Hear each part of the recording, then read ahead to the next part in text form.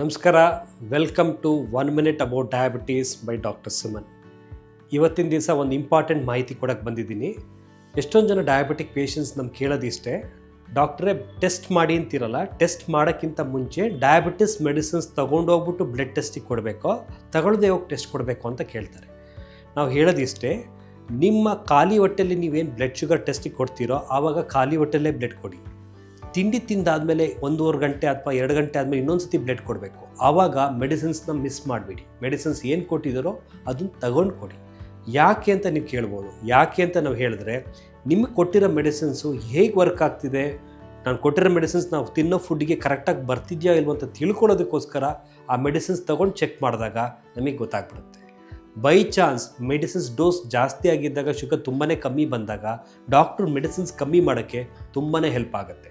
So ಹಾಗಾಗಿ ಯಾವತ್ತೇ check ಮಾಡಬೇಕಿತ್ತು ಅಂದರೂ ಕೂಡ ಮೆಡಿಸಿನ್ಸ್ ತಗೊಂಡೇ ಚೆಕ್ ಮಾಡಿ, ವಿತೌಟ್ ಮೆಡಿಸಿನ್ಸ್ ಚೆಕ್ ಮಾಡಬಾರ್ದು. Thank you.